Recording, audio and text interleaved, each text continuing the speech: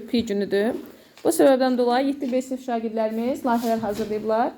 Onlardan birincisi Allahverdi və Aysundur. Buyur qızım.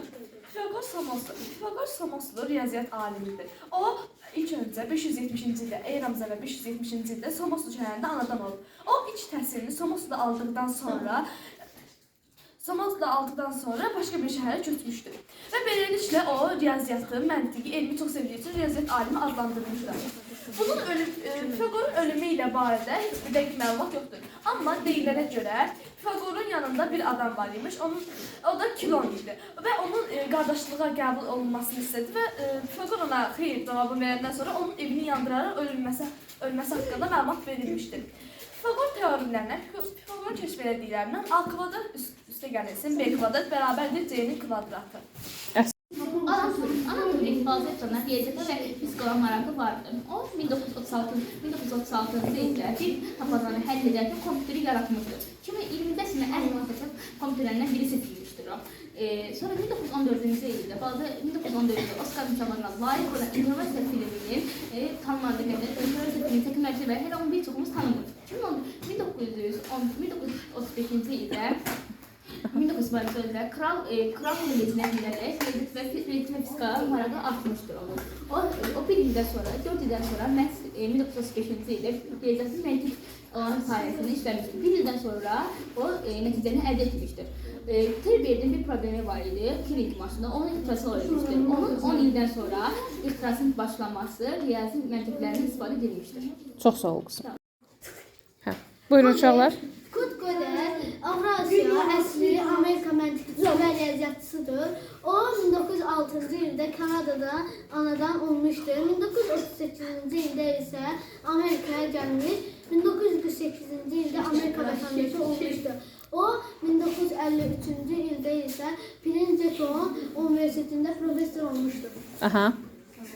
Gauss görkəmli Alman riyaziyyatçısıdır. O Göttingen adlı universitetdə oxuyarkən o ciddi riyaziyyat haqqında tədqiqatlar aparmışdır.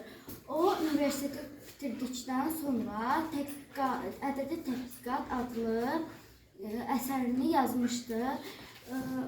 18-ci əsrin sonunda Evklit həndəsinin fərqli başqa həndəsənin mümkünlüyünü iddiasını gətirmədi. Gaussda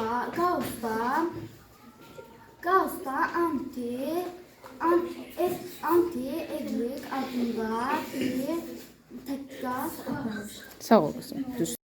Gauss 1777-ci ildə anadan 1855-ci ildə isə vəfat etmişdir. Karl Friedrich Gauss görkəmli Alman riyaziyyatçısıdır. O 18-ci əsrin sonunda Evklit həndəsəsinin fərqli başqa olmasını ideyasına gəlmədi. Afərin qızım.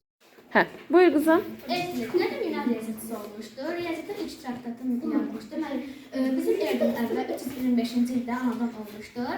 Afina şəhərində olan Platondan dərs almışdır. O, onun razılıqla İskəndəriyyə şəhərinə gedərək astronomiya olan Platon'u öyrə, orada mənim məktəb təşkil etmişdir. Onun mənim figürlər haqqında mənim məlumatlar var və cümlə qədər gəlib çatmışdır. Evklit öz zamanında həndisini öyrənək, çünki 5 postlar, 5 dənəsi var, mülasir ölçəmişdir. Beləliklə, onun 10 ilk mülasir olmuşdur. Beləliklə, o həndisini öyrənərək digər alimlərdən də kömək almışdır. Laborator üzvləri ilə və Hilbertdən də kömək almışdır. Çox sağ ol. David Hilbert 23 yanvar 1862-ci ildə Rusiyada Konsper yaxınlığında Velavo adlı kiçik bir şəhərcikdə hüquqşünas Otto Hilbert ailəsində anadan olmuşdur. Onun tərbiyəsinə öz anası olan Marya xanım diqqət etmişdir.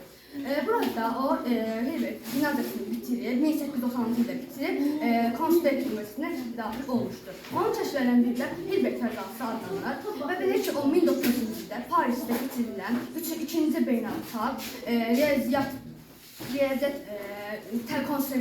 konqresinə daxil olduqda iştirak edərək 23 problemi sunmuşdur. Və beləliklə 10-23 problemlərdən yalnız üçüncüsü indi orta məktəbdə olan həndəsədir. Orta məktəbdə yalnız odur. Çox sağ ol. Mən öz şeirimi Gauss, Evklit və Gödelə həsr etmişəm. Gauss da Alman riyaziyyatçısı əsəri yazmışdır. Gauss ciddi tədqiqat aparmış, anti-Evklit ənəsi adlandırılmış. Eradan əvvəl yaşamış Evklit riyaziyyatda məsələnin həllini vermiş. Gödel də Alman riyaziyyatçısı Princeton Universitetində professor olmuş. O Evklit teoremin müəllifidir. Sağ olun.